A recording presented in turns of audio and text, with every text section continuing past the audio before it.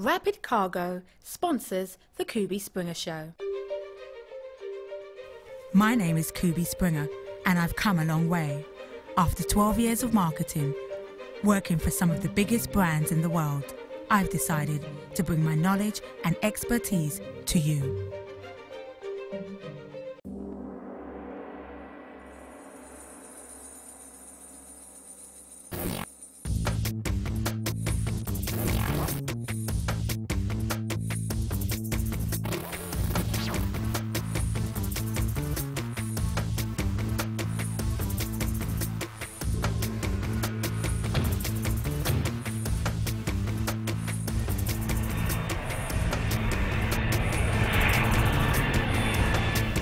Hello and welcome to the Kubi Springer Show, sponsored by Rapid Cargo, the show that enables you to be your brand, shape your destiny. We show you how to own it. And coming up on today's show,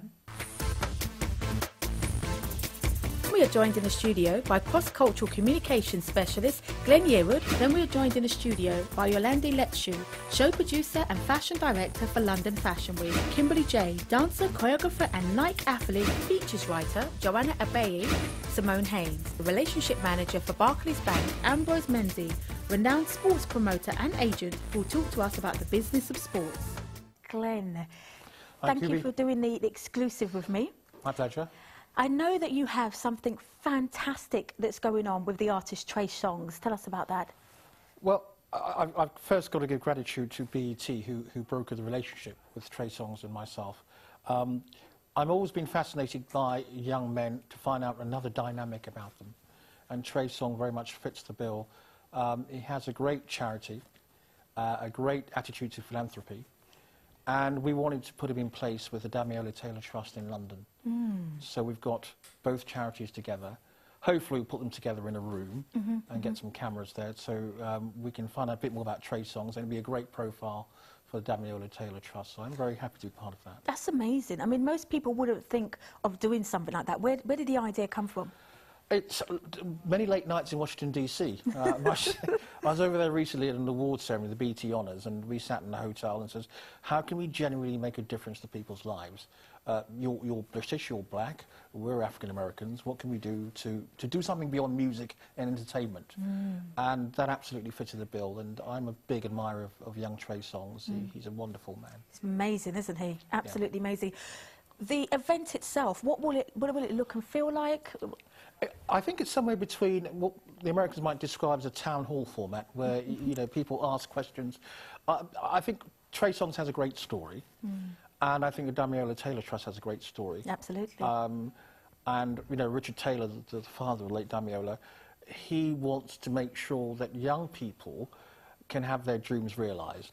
Trey Songz wants to make sure young people listen to his music, want to have their dreams realised.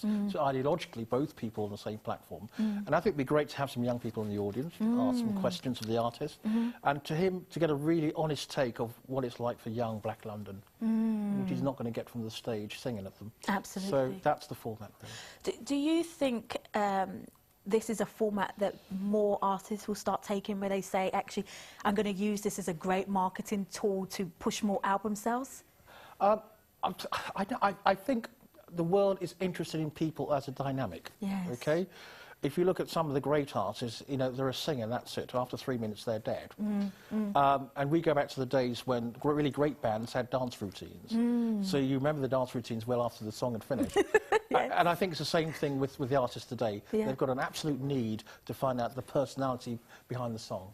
So I hope more artists do that. But do it with integrity. Do it because you actually want to tell a story. Yes. As opposed to another way to sell copies. Absolutely. And I think consumers are they're so clever now that they can tell if you're not doing it with integrity. Yeah. Do you agree? Well, I think consumers, I'm a consumer of music, that's probably too old to talk about in this show.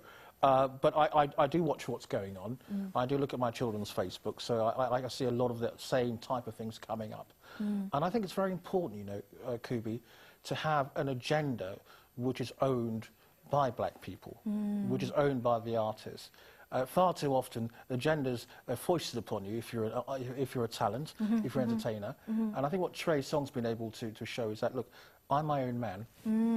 I have my agenda, and I want to promote what's good around the world within black communities, and I think that's wonderful. I think that's fantastic.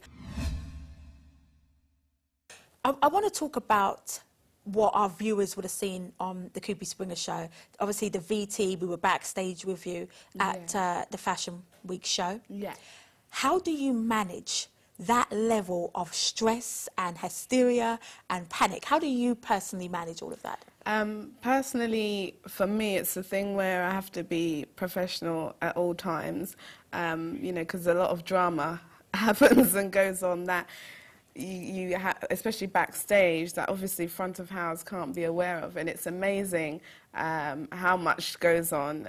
It's always the unexpected, and I think you just have to be the kind of person who can work under pressure, which, you know, I'm quite good at, and I try and, you know, retain my professionalism and just kind of have to think it all in and constantly be thinking about solutions. You've got to be solutions driven, haven't you, in events management? Definitely, because anything is possible. And I'm talking of anything. Thank you for just cueing me in like that. Talking of anything is possible. Tell me, what have been some of the nightmares that you've had to deal with?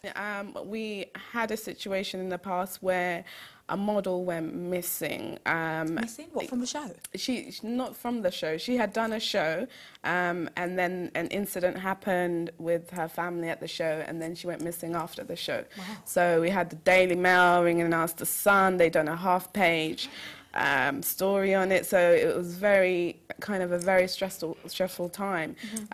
So that was, I think, the biggest traumatic experience, and it made you realize you really have to protect your brand as much as possible. So I made sure that nobody gave interviews, everybody was informed of the situation, so they didn't say the wrong thing.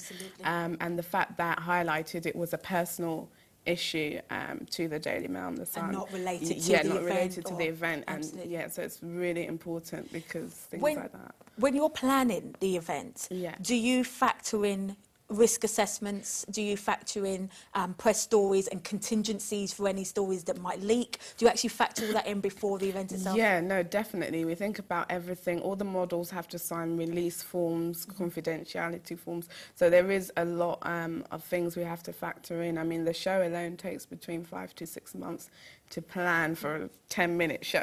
And how many models feature and how many designers? About 20 models. Wow.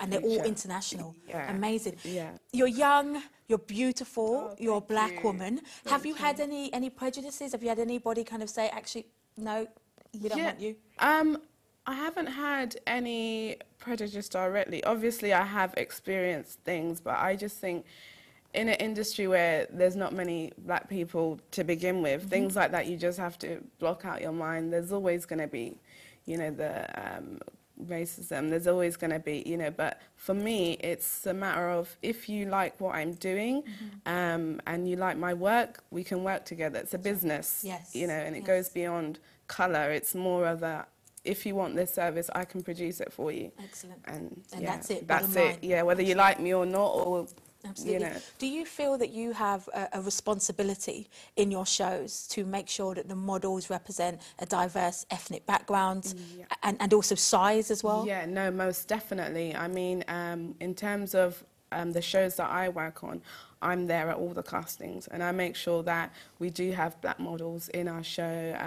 We do have, if they're suitable in terms of experience and, you know, relevant heights and, you know, that kind of thing. Not just any old body. Yeah, no, not just any old body. But we have Chinese model. We had a well-known Malaysian model last season. So, you know, we had models from Malta. So I make sure that, you know, it's diverse. Yeah, it's diverse. And beyond your show, looking at the industry as a whole, do you think that the representation has changed? I mean, you've got people like Alec Weck who've done exceptionally well, but she did well because not only was she very dark, but she looked unusual. Are people still looking for the unusual, or are they just saying, actually, I want a model irrespective of colour? How much has it changed? It has changed, you know, a lot, obviously, as well, with people like Jordan Dunn coming on the scene. You know, I know there's a lot of controversy with that whole situation, but it's the fact that, you know, they're trying to show that that the industry's changing. I mean, she's with Storm. I mean, how many, Yes. you know, that kind of thing. I would say that there's definitely more black models.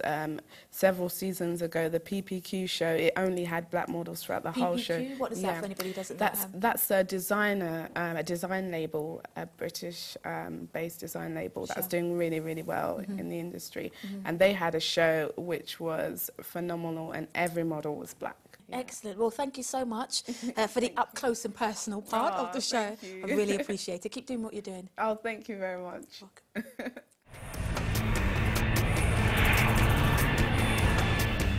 Rapid Cargo sponsors the Kubi Springer Show.